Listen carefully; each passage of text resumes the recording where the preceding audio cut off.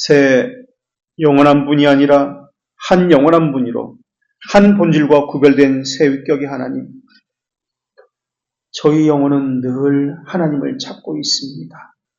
사람들은 늘 저희에게 묻기를 너는 하나님을 찾았냐고 묻고 있습니다. 그러나 저희가 찾고 있는 하나님은 어떤 하나님이십니까? 저희가 찾았다고 하는 하나님은 어떤 하나님입니까? 저희는 사실 알지 못합니다. 사람들은 또 묻기를 하나님을 찾았다고 한다면 하나님의 것 중에서 최고의 것은 무엇이고 무엇이 너희를 그렇게 감격하고 만들었냐고 묻고 있습니다. 저희가 찾는 하나님은 저희에게 유익을 주고 평안을 주고 기쁨을 주고 만족을 주는 하나님이어야 했습니다. 저희가 찾은 하나님은 하나님이 저희를 기쁘게 해주시고 저희가 원하는 것을 이루어주시는 하나님이었습니다. 하나님의 생명, 빛, 선하심, 자비, 영원한 복됨, 이런 것에는 저희가 관심이 없었습니다. 사람들은 또 그 하나님을 어떻게 발견했느냐고 묻고 있습니다.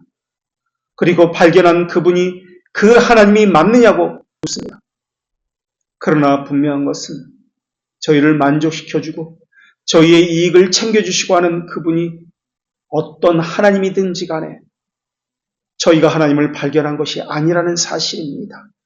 저희가 하나님을 인지한 것도 아니며 오히려 하나님께서 저희에게 오셔서 하나님을 발견할 수 있도록 나타내 주셨고 인지할 수 있도록 하셨다는 점입니다.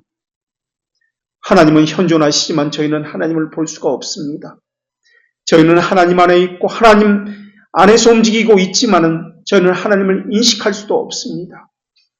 저희가 하나님을 인지하지 못했고 반신반의하면서 불확실성 가운데 있을 때에도 하나님은 저희에게 다시 한번, 그것도 한다면 다시 몇 번이고 지속적으로 하나님이 어떤 분인지 인지할 수 있도록 해주셨고 저희의 감각을 새롭게 만들어 주시곤 하셨습니다.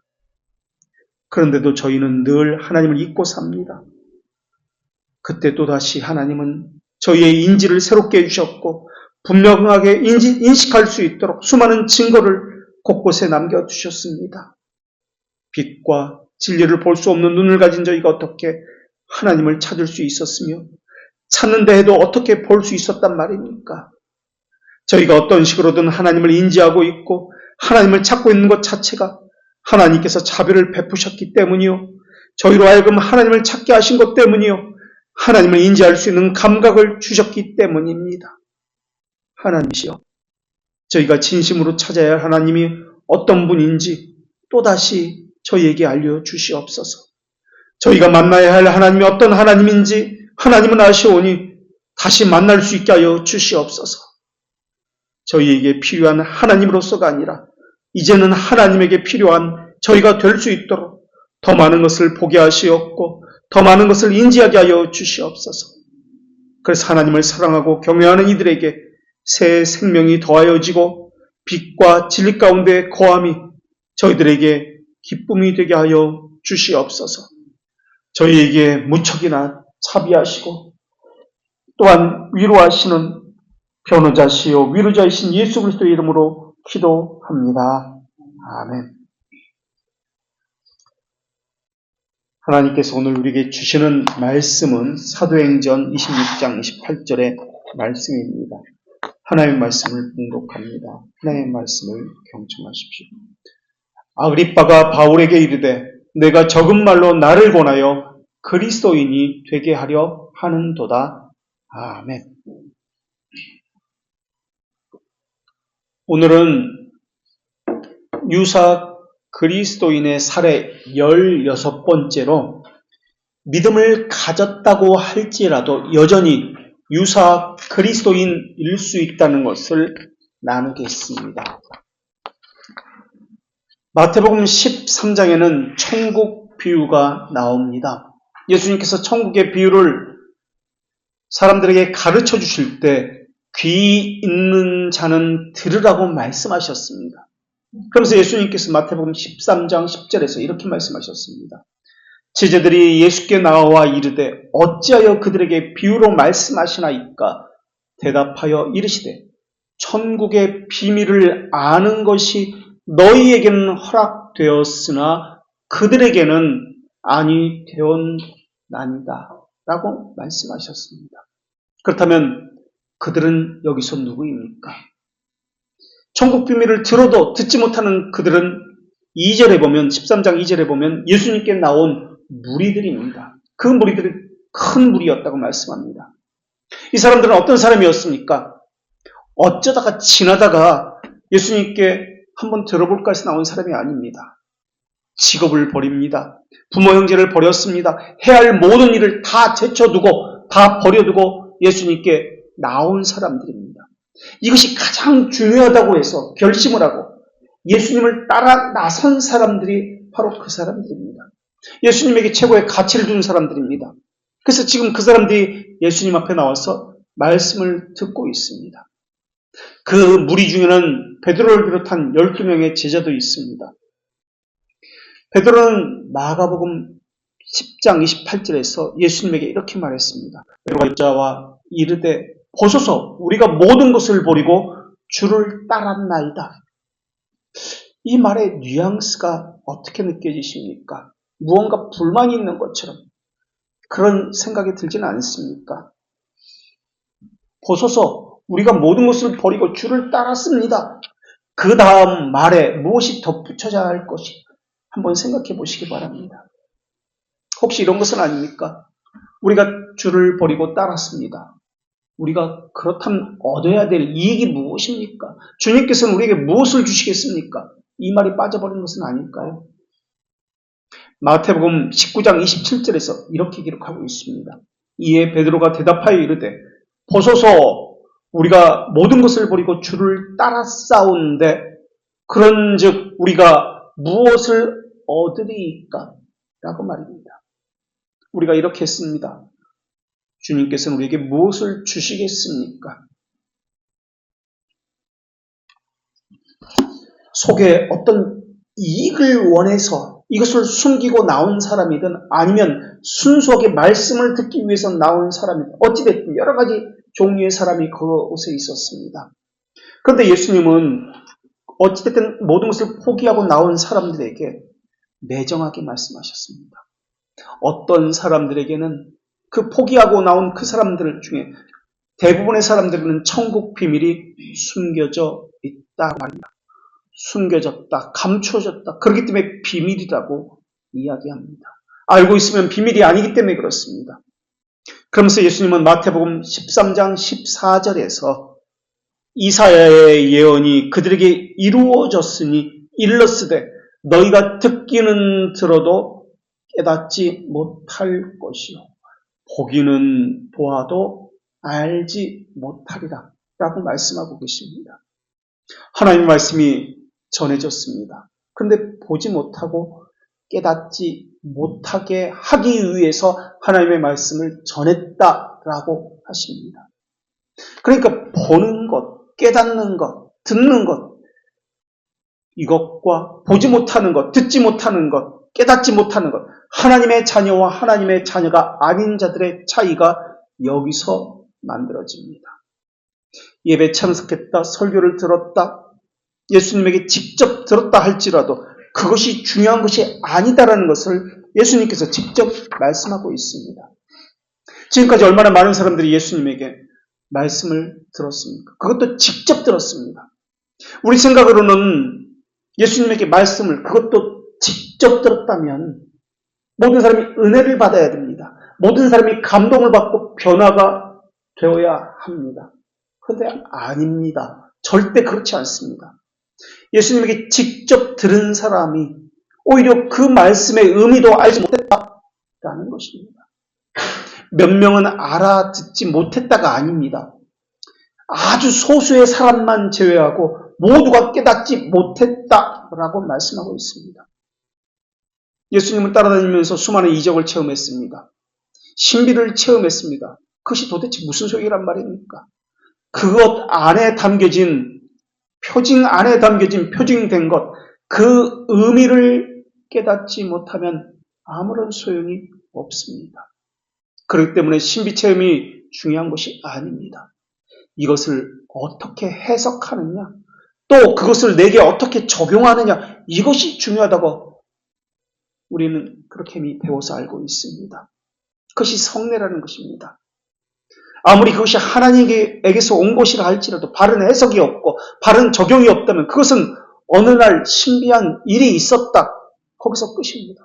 기억에서 지워져 버리게 될 것입니다. 그렇다면 우리는 어느 쪽에 선 사람이라고 생각하고 있습니까? 깨닫는 쪽 편에 선 사람들입니까? 아니면 깨닫지 못하는 사람 쪽에 선 사람들입니까? 나왔기 때문에, 체험을 했기 때문에, 들었기 때문에 모두가 깨닫는 것은 아닙니다. 수많은 사람들이 교회 다니고 있습니다. 수많은 사람이 설교를 듣고 있고 성경을 보고 있습니다. 그렇다면 그 사람 모두가 바른 진리를 깨닫고 있는 것입니까? 아닙니다. 평생을 교회 다녀도 거의 모든 사람들은 말씀의 의미를 전혀 깨닫지 못하고 교회 마당만 밟고 있습니다. 쉽게 생각해 볼까요? 이야기해 볼까요? 우리는 매 주일 주기도문으로 하고 있습니다. 어느 때는 회의다, 무슨 원래이다 끝날 때마다 주기도문으로 마치겠습니다. 합니다. 하지만 그것이 무슨 뜻인지도 모르고 평생 주기도문을 외우면서 그렇게 주문처럼 하다가 죽어버립니다. 그것을 왜 하는지 모릅니다. 그것의 의미가 무엇인지 모릅니다. 그 이상의 것이 무엇인지 전혀 상상조차 하지 못했습니다. 그런데 그러한 사람들이 자신이 가진 신앙은 바른 신앙이다, 정통 신앙이다 라고 믿어 의심치 않습니다. 그리고 이단들을 향해 손가락질합니다.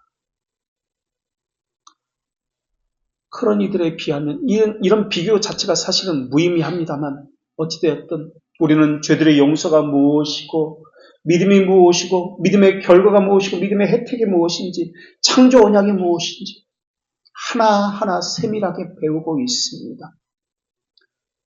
우리 중에 가장 깨닫지 못한 사람이라 할지라도 죄송하지만 다른 교회 직분자 장로님이나 권사님이라 불리는 직분자보다 더 많이 알고 있을 것입니다. 그렇다면 다시 묻습니다. 이것에 대해서 우리는 어떤 가치를 느끼고 있습니까? 어떻게 반응하고 있으며 이것에 대해서 어떻게 하나님께 감사를 드리고 있습니까? 다른 사람에게는 숨겨지고 알려지지 않은 것을 우리에게는 하나님께서 알려주셨다는 것에 대해서 말입니다. 모든 것을 다 버리고 많은 사람들이 예수님을 따라갔습니다. 그들은 예수님에게 어떤 사람은 이러한 말을 들었습니다. 돌짝밭에 뿌리는 씨와 같다. 바위 위에 뿌려진 씨와 같다. 라는 소리를 들었습니다. 이 비유에서 씨가 하나님의 말씀이라고 하셨습니다. 바위 위에 뿌려진 씨, 돌짝밭에 뿌려진 씨는 곧바로 새들이 와서 다 먹어버리기 때문에 자랄 수가 없다라고 말씀하고 있습니다. 그래서 성경에 기록된 것처럼 많은 사람들이 예수 그리스도의 이름으로 믿었지만은 예수님은 그들에게 자신의 몸을 의탁하지 아니하셨다라고 기록하고 있습니다. 왜 예수님은 그들에게 자신의 몸을 의탁하지 않았습니까? 요한복음 2장 23절에서 뭐라고 말씀하고 있습니까? 6월절에 예수께서 예루살렘에 계시니 많은 사람이 그의 행하는 표적을 보고 그의 이름을 믿었으나 예수는 그의 몸을 그들에게 의탁하지 아니하였으니 이는 친히 모든 사람을 아심이요라고 했습니다. 많은 표적을 보았습니다. 체험했습니다. 말씀을 들었습니다. 그리고 그의 이름을, 예수님의 이름을 믿었습니다. 그런데 예수님은 그들에게 자신의 몸을 의탁하지 않았습니다. 그 이유를 친히 그들의 아심이요 라고 했습니다. 이 표적은 겉으로 드러난 가시적인 것을 이야기합니다. 소위 말하는 신비체험을 이야기합니다. 이 표징은 상징입니다. 그것을 성례라고 이야기합니다. 여기서 표징된 것을 찾아야 하는데 그저 겉껍데기만 붙들고 있었다는 겁니다. 성찬에 참여해서 먹고 마셨다. 이게 전부입니다. 이것이 말하고자 하는 의미가 있는데 이것을 찾지 않습니다. 신비체험을 통해서 마찬가지입니다.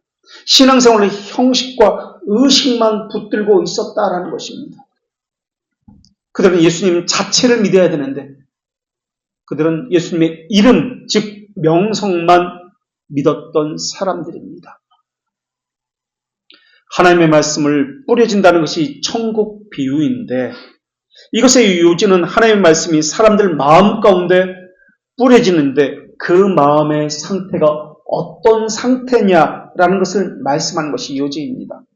그러니까 여기서 중요한 것은 말씀의 작용이나 어떤 사람의 그 뿌리는 사람의 자격을 말하는 것이 아닙니다. 어떻게 자라느냐에 관한 말씀입니다. 그리고 어떤 열매를 맺느냐에 관한 말씀입니다. 열매를 맺는다는 것이 이 천국부의 중요한 명제인데 예수님은 열매 맺지 못하는 무화과나무를 저주하심으로써 그 예를 보이셨고 포도나무의 열매의 예를 들어서 말씀하기도 했습니다. 누가복음 6장 43절에서는 못된 열매 맺는 좋은 나무가 없고 또 좋은 열매 맺는 못된 나무가 없다고 말씀하셨습니다. 그렇다면 질문이 있습니다. 로마서 10장 17절 말씀에 보면 그러므로 믿음은 들음에서 나고 들음은 그리스도의 말씀으로 말미암는다고 했습니다. 듣는 것, 이것으로 믿음이 생기는 것 아닙니까? 왜 같이 듣는데 어떤 사람은 믿음이 있고 어떤 사람은 듣지 못하고 깨닫지 못하는 것입니까? 예, 그것에 대해서 답변 드리겠습니다. 우리는 믿음을 이야기할 때 무엇으로부터 시작해야 된다고 말씀드렸습니까? 선택, 부르심에서 이야기해야 한다고 말씀드렸습니다. 다시 말하면 영원에서 시작해야 한다고 말씀드렸습니다. 그렇지 않으면 무엇이 있습니까? 좌절, 절망, 죽음만 있다고 말씀드렸습니다. 왜냐하면 자기 행위를 주목하기 때문에 그렇습니다. 자기 행위를 주목하고 그것이 조건절이 되기 때문에 그렇습니다. 열매는 조건이나 원인이 아닙니다. 결과 열매입니다. 원인은 무엇입니까? 씨가 뿌려진 것입니다. 그렇다면 씨는 누가 뿌려진 겁니까? 씨가 뿌려지지 않고도 어느 날 갑자기 열매가 맺을 수 있는 것입니까? 씨가 뿌려져야 하고 지속적으로 물이 부어져야 하고 해와 바람과 모든 조건이 딱딱 맞아 떨어져야 열매를 맺을 수 있습니다.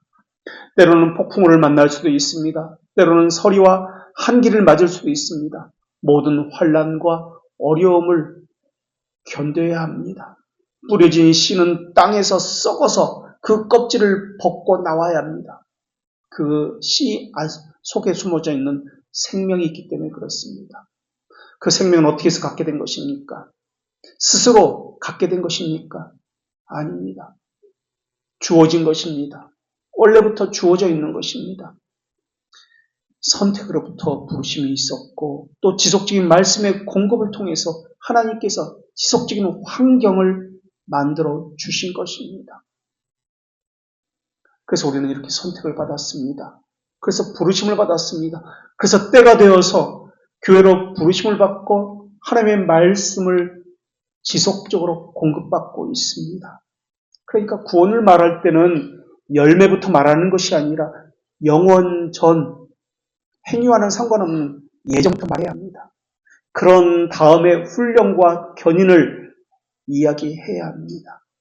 그런 점에서 우리의 부르심은 분명합니다. 그 누가 말해도 부인할 수 없는 실제가 우리의 부르심입니다. 이것을 주목해야 합니다. 그런데 우리는 늘 자신의 행위를 주목하면서 좌절하고 낙심하면서 아무것도 하지 못하고 있습니다. 사탄이 원하는 것이 바로 이것입니다. 하나님의 부르심과 선택마저 부정하도록 만들고 있는 것입니다. 이것은 더더욱 큰 죄입니다. 그렇다면 다시 질문이 있습니다. 아까 열매를 말씀하셨는데 성경에는 열매를 맺지 못하면 불에 던져진다고 했습니다. 그렇다면 열매가 없으면 선택도 없는 것입니까? 그것에 대해서 어떻게 우리는 이해해야 합니까? 이것에 대해서 듣고 싶습니다. 그렇다면 이것은 어떻습니까? 아유, 저 사람은 법 없이도 살 사람이야.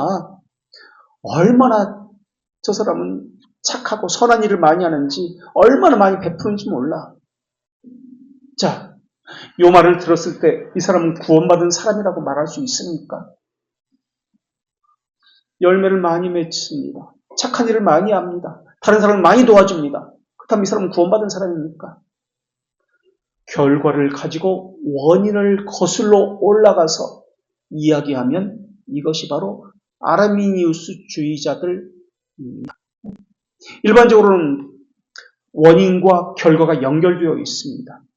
원인과 결과를 이렇게 연결되어 있다는 것을 합리성이라고 이야기합니다.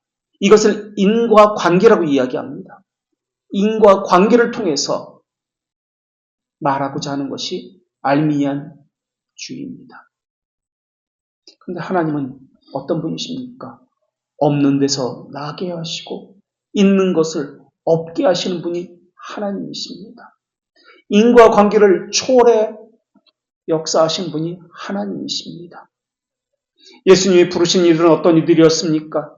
있는 이들이었습니까? 없는 이들이었습니까? 조건이 좋은 사람이었습니까? 가련하고 불쌍한 죄인들이었습니까?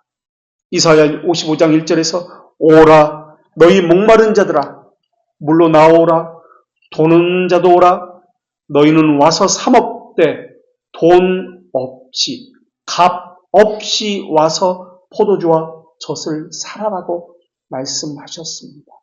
값 없이 돈 없이 살 수 있다는 것입니다. 또 같은 성경 50장 10절에서도 어둠에 있는 자도 나오라고 말씀하셨습니다. 그리고 하나님은 다니엘 4장 35절에서 땅의 모든 사람들을 없는 것 같이 여기시며라고도 했습니다. 이것은 없는 사람이기 때문에 부름받았다라는 말이 아니라 없어도 부름받을 수 있고 있어도 부름받지 못할 수도 있다는 것을 이야기합니다. 자랑할 것이 있다면 그것을 공로라고 불리는 것입니다. 우리는 자랑할 것이 없습니다.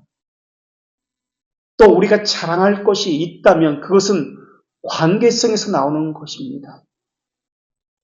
그것은 부모가 자기 아이가 학교에서 손때 묻혀가지고 만들어온 구겨진 카네이션을 자랑스러워하고 기뻐하는 것과 마찬가지입니다. 아이가 서너 살 때 만든 엄마 아빠 그림을 지금도 보관하고 있는 이유가 무엇 때문에 그렇습니까? 그 그림이 잘 그려진 그림이기 때문에 그렇습니까? 아니면 나중에 돈을 받고 팔기 위해서입니까? 아닙니다. 다른 이유 때문에 보관하고 있는 건 아닙니까? 아닙니다. 그 아이가 자기 아이기 때문에 그렇습니다. 이게 하나님의 마음이고 목회자의 마음입니다. 역설적이지만 아무리 미워도 미워하는 것이 아니라 사랑하기 때문에 미워하는 것입니다. 뭐라도 더 주고 싶고 더 해주고 싶은 것, 이것이 하나님의 마음이고 부모의 마음입니다. 그런데 자녀들은 이 마음을 모릅니다. 열매를 가지고 말하고자 하는 것이 아닙니다. 그럼 왜 성경은 열매를 가지고 말합니까?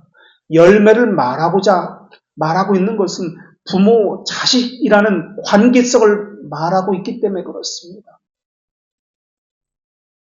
하나님의 성품은 거룩이십니다. 자식은 부모로부터 피와 살을 물려받고 형상과 모양을 물려받았습니다. 하나님이 거룩이기 때문에 그 자녀도 당연히 거룩을 가지고 있기를 바라는 것이 하나님이십니다. 하나님은 사랑이시기 때문에 그 자녀도 그 사랑의 성품을 당연하게 가지고 있어야 한다라고 성경은 말하고 있는 것입니다. 요엘 2장 27절에 보면 이런 말씀이 있는데 그런즉 내가 이스라엘 가운데 있어서 너희 하나님 여호와가 되고 다른 이가 없는 줄을 너희가 알 것이라. 내 백성이 영원히 수치를 당하지 아니하리로다 라는 말씀입니다. 하나님은 그 자녀가 수치를 당하지 않는 것을 원하십니다. 어느 부모가 자기 자녀가 잘못되는 것을 원하겠습니까? 하나님의 선택을 기억하십시오. 하나님은 변하지 않습니다. 하나님의 선택은 잘못되지 않습니다. 하나님의 자녀라면 반드시 열매를 맺습니다. 이것은 변하지 않는 진실입니다. 성경은 그래서 무엇이라고 말씀하고 있습니까? 자기 모양대로 자녀를 낳았음에 이것이 반복적으로 성경에 나오는 말씀입니다. 시편 34편 11절에서는 너희 자녀들아 와서 내 말을 들으라. 내가 여호와를 경외하는 법을 너희에게 가르치리로다. 하나님의 자녀는 하나님께 나옵니다. 그리고 하나님을 아버지로 경외하는 법을 배웁니다. 두려워하고 공포스러운 폭군으로서 하나님이 아니라 하늘에 계신 우리 아버지로서 배운다는 것입니다. 잠언 14장 26절에서도 여호와를 경외하는 자에게는 견고한 의뢰가 있나니 그 자녀들에게 피난처가 있으리라 라고 말씀하고 있습니다. 우리는 지금 언약에 대해서 배우고 있습니다. 창세기 1장 28절에 에덴 동산에서 주셨던 그 언약의 말씀들이 지속적으로 반복된다는 것을 이미 배워 알고 있습니다. 하나님이 심지어 바벨론 포로로 끌려간 이들에게도 동일한 언약을 주셨습니다. 예레미야 29장 6절 말씀은 이렇습니다. 아내를 맞이하여 자녀를 낳으며 너희 아들이 아내를 맞이하여 너희 딸이 남편을 맞아 그들로 자녀를 낳게 하여 너희가 거기에서 번성하고 줄어들지 아니하게 하라. 번성하고 충만하게 하라는 말씀이 계속 나옵니다. 그런데 거기가 어디입니까? 어디서 번성하라고 말씀하십니까? 예레미야 29장 4절에 보면은 바로 앞에 있는 절에 보면 이렇게 말씀하고 있습니다. 만군의 여호와 이스라엘의 하나님께서 예루살렘에서 바벨론으로 사로잡혀가게 한 모든 포로에게 이와 같이 말씀하시니 번성하고 충만하라. 바벨론 포로로 잡혀간 이들에게도 번성하라 라고 말씀하셨습니다. 하나님은 단 한 번도 언약을 변경하신 적이 없습니다. 심지어 불순종했던 그들에게도 죄를 짓고 바벨론 포로로 잡혀가 있는 이스라엘에게도 말씀하셨습니다. 또 예레미야 31장 17절 말씀은 뭐라고 하고 있습니까? 장래 소망이 있을 것이다. 너희에게 장래 소망이 있을 것인데 너희 자녀가 자기들의 지경으로 돌아오리라 라는 말씀입니다. 자기들의 지경으로 돌아오리라. 그 돌아가는 곳은 어디입니까? 에덴 동산으로 상징되는 곳입니다. 그곳은 가나안 땅이며 그것은 예루살렘으로 상징되는 바로 그것입니다. 약속의 땅, 그것이 궁극적으로 말하고자 하는 것은 하나님의 현존인 예수 그리스도입니다. 지금은 불순종으로 죗값을 치르고 있지만 반드시 그곳으로, 에덴 동산 그곳으로, 약속의 땅인 그곳으로 돌아간다는 것입니다. 우리는 믿음 때문에 구원받는 것 아닙니다. 믿음으로 구원받는 것입니다. 여기서 믿음으로라는 말은 행위를 배제한다는 말입니다. 하나님의 자비하심, 다른 말로 값없이 은혜로라는 말입니다. 구원 때문에라는 것은 믿음 때문에라는 것은 믿음이라는 조건 때문에 구원받는다는 것입니다. 하물며 열매 때문에 구원받는다? 아닙니다. 열매 때문에 구원받는 것은 있을 수가 없습니다. 그렇다면 열매 때문에 구원받는 열매를 맺어야 된다는 말은 무엇입니까? 하이델베르크 교리문답 62문에서도 선행은, 그러니까 우리 행위는 하나님 앞에 의로워질 수 없으며 전혀 도움이 안 된다고 가르치고 있습니다. 왜냐하면 하나님의 법정 앞에서는 인정될 수 있는 의는 완전해야 한다고 말씀하고 있습니다. 그렇기 때문에 모든 면에서 하나님의 율법에 어긋남이 없는 의여야 한다고 가르치고 있습니다. 그런데 우리는 아무리 최선을 다해서 열매를 맺는다 할지라도, 선행을 한다 할지라도 불완전하고 죄로 더럽혀져 있는 열매와 선행을 할 수밖에 없기 때문에 그렇습니다. 그래서 이것으로는 구원받지 못합니다. 그다음에 질문이 있습니다. 성경에서는 하나님께서 선행을 했을 때, 열매를 맺었을 때 세상과 이스라엘과 오는 세상에서 보상해 주신다고 약속하시지 않았습니까? 이것에 대해서는 어떻게 우리가 이해해야 하는 것입니까? 히브리서 11장 6절 말씀에서도 그가 자기를 찾는 자에게 상 주시는 이심을 믿어야 한다라고 말씀하고 있지 않습니까? 예, 그렇습니다.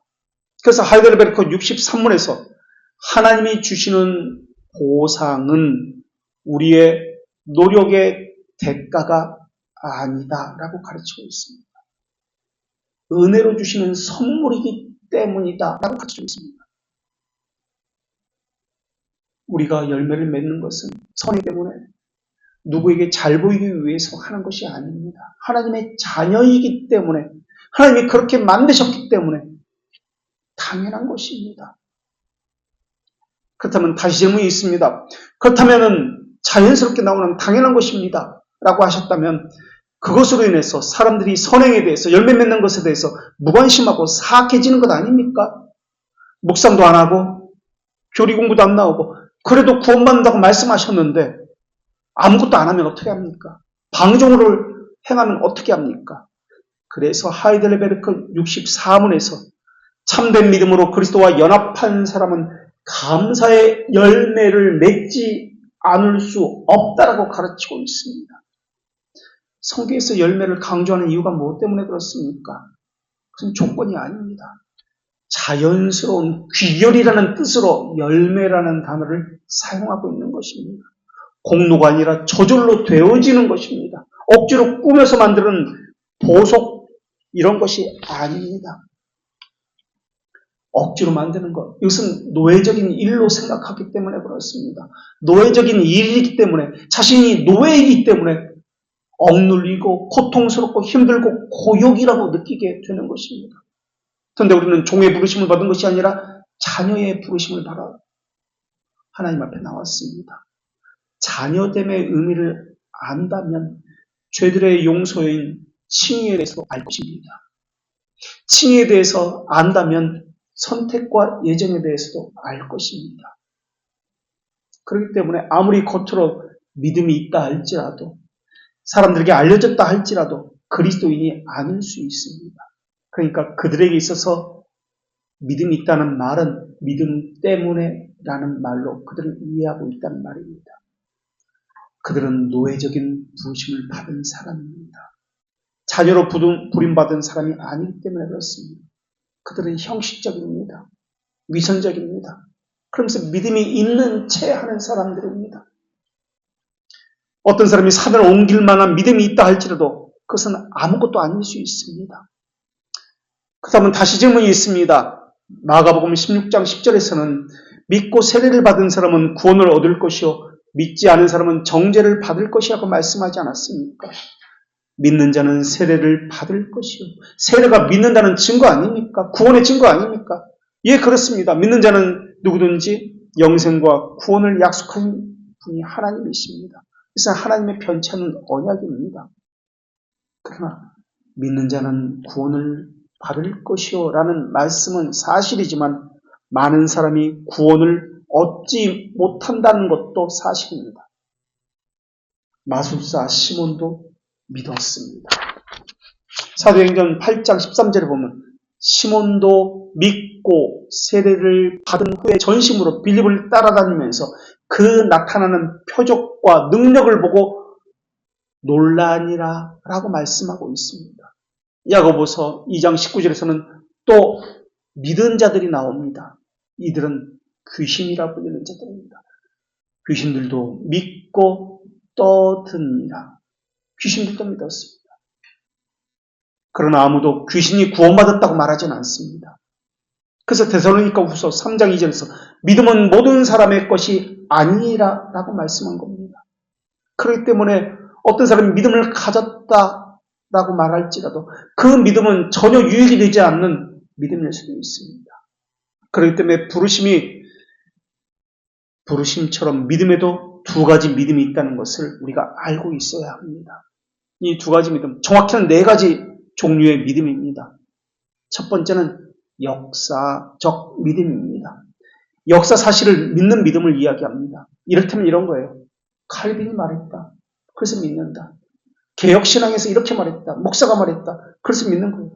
교회에서 이렇게 가르치니까 그렇다. 신학서적을 읽고 그렇구나 하는 것. 이런 신앙이 바로 이런 믿음입니다. 교회 다니는 사람들 가운데 이런 사람들이 너무나 많이 있습니다. 이런 것은 구원받은 증거가 아닙니다. 사람들 대부분이 자기가 만난 하나님이 아니라 다른 사람, 특히 목사가 말해주는 하나님을 에무스처럼 읊습니다. 그리고 마치 자기가 만난 것처럼, 자기 것인 것처럼 그렇게 이야기합니다. 마가복음 5장에서 귀신 들리는 사람도 이러한 경우의 믿음입니다. 귀신 들린 사람이 뭐라고 예수님을 앞에 나와서 고백했습니까? 지극히 높으신 하나님의 아들 예수여라고 말했습니다. 아무도 알지 못했던 그 예수님에 대해서 귀신은 알고 있었습니다. 이보다 위대한 고백이 없었습니다. 창조주, 구속주라는 것을 귀신 들린 사람은 알고 있었습니다. 바로 이러한 것이 귀신도 가지고 있는 믿음입니다. 이것이 거짓 믿음입니다. 두 번째는 현세 신앙입니다. temporal faith라고 하는데 임시의 신앙이라고 합니다. temporally. 성경은 이런 믿음도 믿는다라고 그렇게 쓰고 있습니다. 그러니까 이런 사람은 자기 상황 때문에 자기 문화적 배경을 따라서 믿는 것을 말합니다. 나는 모태신앙이니까 내가 사는 문화가 교회 문화니까 저절로 교회에 나오게 되어 있습니다. 그러다 보니까 자기도 믿는다고 생각하는 믿음이 바로 이런 역사, 현세신앙입니다. 이런 사람들은 난 예수 안 믿어. 뛰쳐나가는 식의 믿음을 가지지 않습니다. 종교의 형식적인 것을 계속 유지합니다. 물론 어떤 사람이 형식마저 버리는 사람이 있지만 이 사람들은 그냥 꾸준히 그 자리를 유지하는 사람입니다. 하지만 이것은 의미가 없는 것입니다. 이런 것은 신앙이 아닙니다. 문화적 배경, 사회적 풍토만을 따르는 사람이 바로 이 현세 신앙을 가진 사람들입니다. 자기가 만난 하나님을 믿는 거 아니에요. 다른 사람이 만난 문화가 만들어진 하나님을 믿는 겁니다. 근데 자기도 만났다, 믿었다고 착각하고 있는 믿음입니다. 세 번째 거짓 믿음이 있는데 이것은 이적 신앙입니다. 이들은 주님께 주여 우리가 주의 이름으로 선지자 노릇을 했나이다. 주의 이름으로 귀신을 내쫓았나이다. 주의 이름으로 많은 권능을 행했습니다. 라고 말을 하고 있습니다. 그런데 주님께서는 그들에게 신비체험을 했고 많은 이적을 베푼 그들에게 무엇이라 말했습니까? 내가 너희를 도무지 알지 못하노라. 불법을 행하는 자들아 내게서 떠나가라 라고 말씀하셨습니다. 내가 너희를 도무지 알지 못한다. 그렇다면 이 사람들은 하나님 앞에 예수님 앞에 나와서 거짓말을 한 사람들입니까? 아닙니다.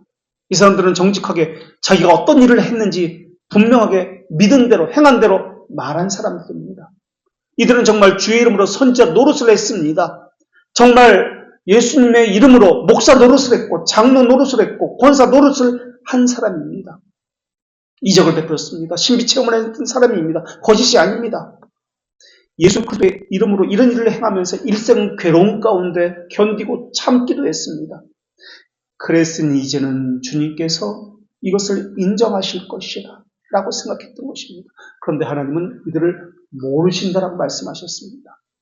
하나님이 모르신다고 한 것은 이들이 체험한 이적, 신비 이것을 모르신다고 말씀한 것이 아닙니다. 이들은 나와는 상관이 없다라고 말씀하신 것입니다. 이들은 이적을 행했습니다. 직접 본인들이 행했습니다. 복음도 증거한 사람들입니다. 신비 체험도 했습니다. 그런데도 하나님은 이들을 향해서 불법을 행하는 자들아 내게서 떠나가라 라고 말씀하셨습니다. 여기서 안다, 모른다라는 말은 실질적인 깊은 관계 가운데에서 내가 잘 알고 있다 또는 모른다는 뜻이지 너희들이 누구인지 안다, 모른다는 말이 아닙니다. 관계성을 가지고 이야기하는 것입니다. 주님이 모른다고 했던 이 사람들은 그저 인간의 종교성을 가지고 살았던 사람들입니다. 그러니까 이 사람들은 하나님의 영광을 위해서 이러한 것을 행하지 않은 사람들입니다.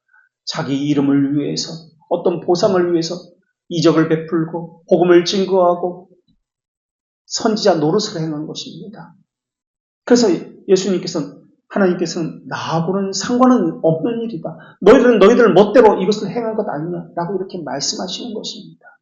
이적을 행할 수 있는 이것을 부인한 것이 아닙니다.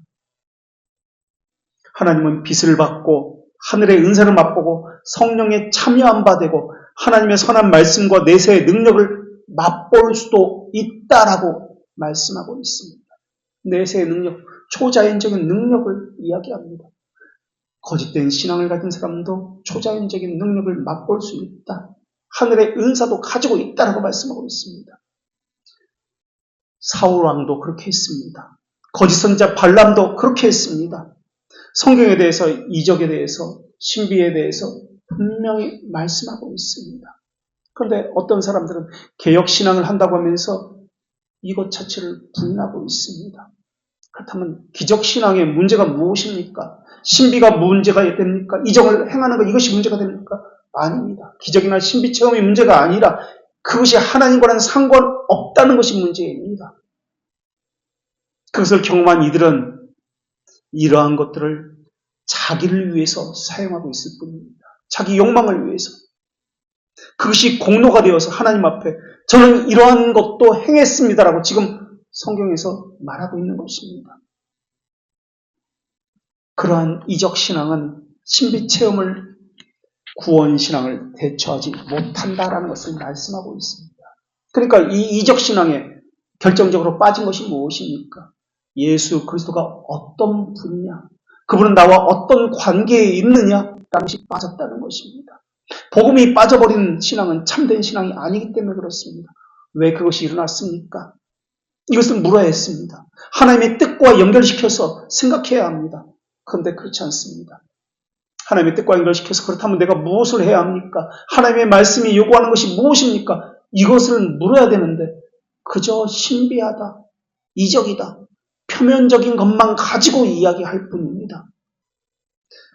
구원을 주는 복음에는 죄들의 용서가 담겨 있습니다. 죄의 세대로부터의 자유라는 사실이 들어있습니다. 구원신앙은 영원한 생명이 있습니다. 그것의 사실로서 중생이 있고 새로운 사람으로서 성령을 의지하는 삶의 행보가 있습니다. 기적신앙에는 이러한 모든 것들이 다 빠져 있습니다. 그 표면적인 것만 있습니다. 참된 신앙이라면 하나님의 자녀로서 하나님의 성품을 닮아가는 이런 행보들이 이 기적신앙을 통해서도 드러납니다. 이것이 바른 신비체험입니다. 이러한 것이 구원받은 사람으로 하여금 거룩한 목적을 향해서 나아가는 데 필요한 것들입니다. 그런데 기적신앙은 이러한 것을 갖지 못했습니다. 그들은 이적만 원합니다. 신비만 원합니다. 하나님과는 상관이 없습니다. 그래서 거짓 믿음이다 라고 이야기하고 있는 것입니다. 그리고 네 번째로 주어지는 믿음은 참된 믿음이 있습니다. 이것은 우리가 잘 알고 있는 것입니다. 이 네 가지 믿음을 요약해 두 가지로 말할 수 있는데 구원에 이르는 믿음과 구원에 이르지 못하는 믿음입니다. 그러니까 참된 믿음은 구원에 이르는 믿음입니다. 부르심에도 복음적 부르심과 효과적 부르심이 있는 것과 마찬가지로 믿음에도 그러합니다.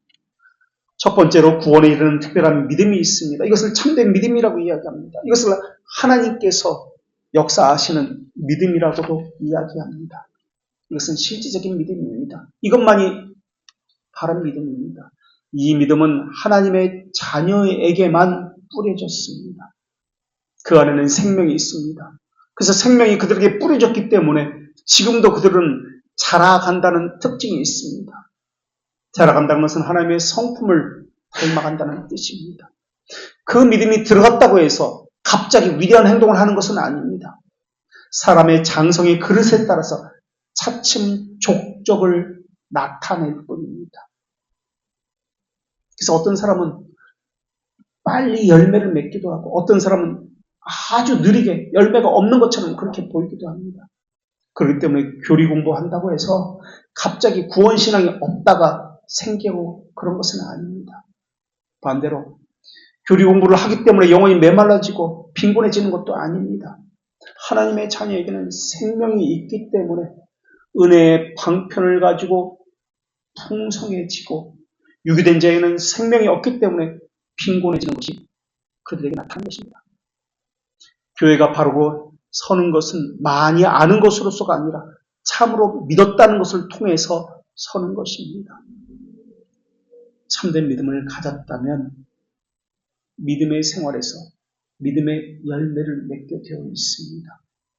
그런데 나무가 자라기까지는 어떤 나무는 40년이 걸립니다. 어떤 나무는 100년이 걸립니다. 포도나무만 해도 심으면 바로 열매를 맺는 것이 아닙니다. 선사시대 때부터 인류가 함께 해온 나무가 포도나무입니다. 전 세계적으로 네 번째로 가장 많이 재배되는 과일나무가 포도나무입니다. 포도나무는 묘목을 심습니다. 만약에 포도 씨를 심게 되면 7년 더 이상을 기다려야 열매를 맺습니다. 그럼 보통 포도나무에 나무를 옮겨 심는데 최소 3년은 있어야 열매를 맺을 수 있습니다. 사과나무는 보통은 10년은 있어야 열매를 수확합니다. 하물며 사람은 어떻습니까? 성경에서 믿으면 구원받는다고 말씀하고 있습니다. 이것은 정확히 어떤 의미인지를 알고 있어야 합니다. 믿는다는 조건, 그것 대가 때문에 구원받는다는 뜻인지 아니면 순서를 나타내는지 명확하지 않습니다. 그래서 이것을 해석할 때 주의해야 합니다. 믿으면 구원받는다라는 말의 의미는 믿음 때문이라는 말의 의미가 아닙니다. 순서를 나타내는 것도 아닙니다. 구원의 사실이 거기 있다는 것을 실증해 준다는 뜻입니다. 그러니까 구원의 구체적인 내용이 있는데 그것이 믿음이라는 의미입니다. 하나님이 선택하셨으면 그것 때문에 영혼의 기능에는 믿음이 부어집니다. 그래서 믿음이라는 확실한 작용이 있습니다. 그 작용 때문에 구원받은 사람이라는 증거와 열매를 보이기도 합니다. 그런 뜻입니다. 하나님의 영이 역사하기 때문에 믿음이 있는 것이고 견이 있는 것입니다. 그래서 믿음이라고 할 때는 거기에는 능력과 생명이라는 것이 들어있기 때문에 능력과 함께 작용해야 비로소 믿음이라는 말이 정당하게 사용될 수 있는 것입니다. 그래서 능력이 열매가 나타나지 않으면 참된 믿음이라는 실증을 나타낼 수 없다는 말입니다. 그러니까 열매가 무엇을 말합니까? 능력의 작용이란 뜻입니다. 생명의 작용이란 뜻입니다. 믿음은 사람이 주는 것 아닙니다. 목사가 주는 것 아닙니다. 목사가 아무리 설교를 잘해도 프로그램을 잘해도 안 됩니다. 믿음은 성령께서 뿌리는 것이고 자라게 하는 것입니다. 그런데 하나님께서는 요한 3서 1장 4절에서 이렇게 말씀하셨습니다. 내가 내 자녀들이 진리 안에서 행한다 함을 듣는 것보다 더 기쁜 일이 없도다. 부모는 그 자녀가 잘하기를 원합니다. 잘 되기를 바랍니다. 못하는 것을 싫어합니다. 부모에게 순종하는 것을 바라지 반항하고 짜증내고 자기가 하고 싶은 대로 하면서 불순종하는 것을 원치 않습니다. 남의 자녀라면 관심이 없습니다. 내버려 둘 것입니다. 하나님은 하나님의 자녀에게 원하시는 것이 있습니다. 그래서 권면하는 것이고 때로는 책망하는 것이고 때로는 간섭하시고 꿈에서 나타나서 책망하기도 하고 바른 길로 가기 위해서입니다. 그래서 하나님은 늘 말씀하십니다. 자녀들아 너희 자신을 지켜 우상에게서 멀리하라. 자녀들아 말과 혀로만 사랑하지 말고 행함과 진실함으로 하자. 자녀들아 이제 그의 안에서 거하라. 거기다 성경은 우리가 하나님을 사랑하고 하나님의 계명을 지킬 때 하나님께서 우리를 어떻게 사랑하시고 얼마나 사랑하시는지를 알 수 있다고 말씀하고 있습니다. 요한일서 3장 10절 말씀에는 이러므로 하나님의 자녀들과 마귀의 자녀들이 드러나나니 무릇 의를 행하지 않는 자나 또 그 형제를 사랑하지 않는 자들은 하나님께 속하지 아니하니라 라고 말씀하고 있습니다. 열매로 하나님의 자녀다 아니라를 구분하는 것이 아니라 열매로 하나님의 자녀인지 아닌지 실증적으로 드러낸다는 말입니다. 드러낸다는 것은 파로스라는 단어인데 숨겨졌던 것이 드러난다, 보여지고 알려진다라는 것입니다. 그러니까 믿음이 있다는 것이 드러난다라는 것입니다. 드러나지 않았다고 해서 믿음이 없다라는 뜻은 아닙니다. 실증한다, 보여진다라는 뜻으로 드러난다는 단어가 나온 것입니다. 그 증거로서 믿음이 있다는 것이 확인되어진다라는 뜻입니다. 그러니까 알곡과 가라지인지는 정확히 최후의 심판대인지는 알 수 있지만 지금 여기서도 믿음의 실증, 열매 때문에 어느 정도 증거로 드러난다라는 것입니다. 하나님은 의와 사랑의 속성을 가지고 계십니다. 그렇기 때문에 하나님의 자녀도 의와 사랑의 속성을 드러낸다라는 것입니다. 사탄은 처음부터 범죄한 죄입니다. 끊임없이 하나님의 의지를 역행합니다. 그래서 사탄의 자녀도 마귀의 자녀도 외적으로 이러한 마귀의 자녀라는 실직을 드러냅니다. 그래서 요한복음 15장 5절에서 나는 포도나무여 너희는 가지이니 그가 내 안에 내가 그 안에 거하면 사람이 열매를 많이 맺나니 나를 떠나서는 너희가 아무것도 할 수 없느니라 라고 말씀하셨습니다.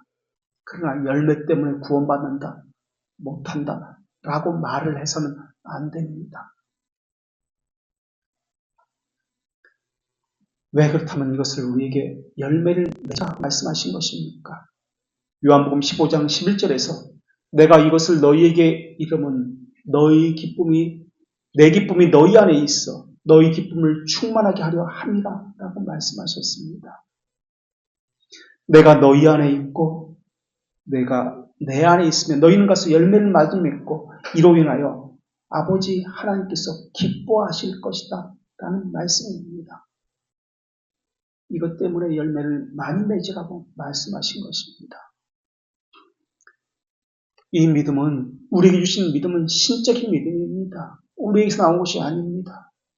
절망하거나 낙담하지 않는 믿음입니다. 이 안에는 생명이 있기 때문에 그렇습니다. 우리의 행위를 주목하는 믿음이 아닙니다. 자기에게서 나는 믿음이 아니기 때문에 그렇습니다. 이 믿음은 영원에서 시작한 믿음입니다.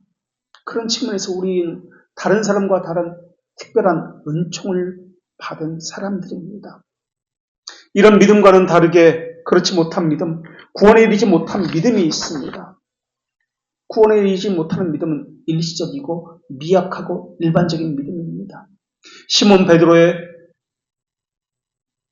믿음이 있는가 반면에 시몬 마구스의 믿음이 있습니다. 시몬 마구스는 시몬 베드로보다 더 많은 추종자들이 있었습니다. 그런데 시몬 마구스는 악독이 가득하여 불의에 매인 바 된 자라고 말씀하고 있습니다. 이들은 견인이 없습니다. 잠시는 견딜 수 있지만 결국 말라 죽어버리는 그러한 씨를 가지고 있습니다. 그러나 구원에 이르는 참된 믿음은 믿음이 죽을 수가 없습니다. 물론 실패할 수는 있습니다. 그러나 그 뿌리에는 항상 수액이 있기 때문에 뿌리는 드러나지 아니하고 보이지 않습니다. 그 안에는 생명이 있기 때문에 언젠가는 다시 살아난다는 그런 특징이 있습니다.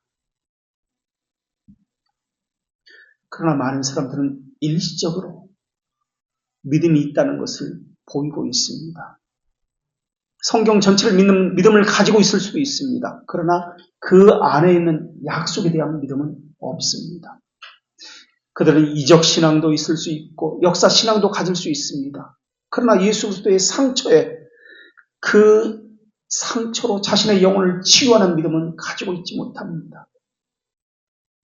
자신의 죄를 발견하는 것은 아무나 할 수 있는 것이 아닙니다. 많은 사람들이 진리에 동의합니다. 그것이 옳다는 것도 압니다. 하나님의 속성인 의로움과 선하심과 자비하심도 믿습니다. 그러나 많은 이들은 그분께 자신을 의탁하지 않습니다. 많은 사람들은 계명이 진실하다고 믿고 있습니다.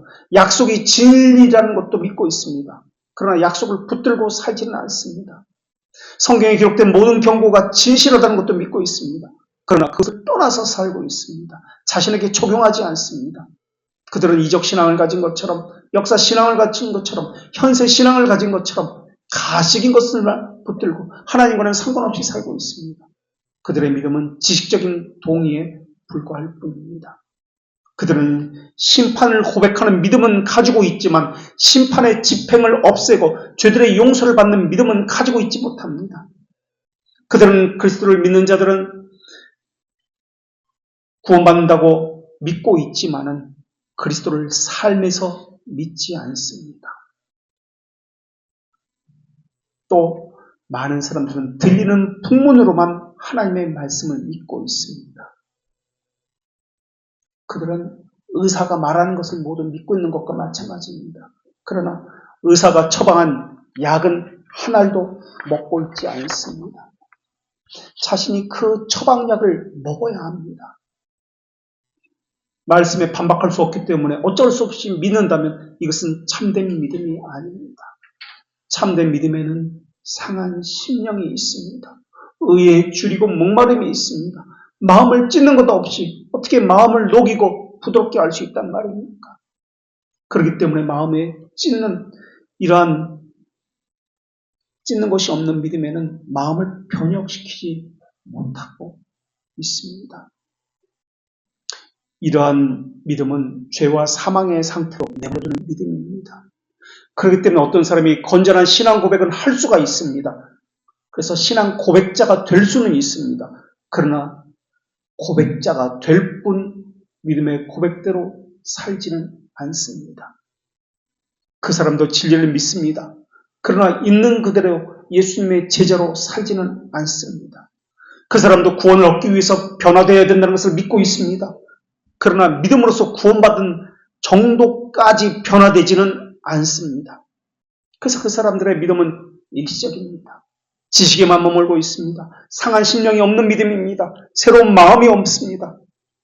하늘의 은사를 맛볼 수 있지만 그것을 자신에게 적용하는 믿음은 가지고 있지 않습니다. 그런 사람들, 그런 믿음을 유사 그리스도인, 거짓 그리스도인이라고 합니다. 기도하겠습니다.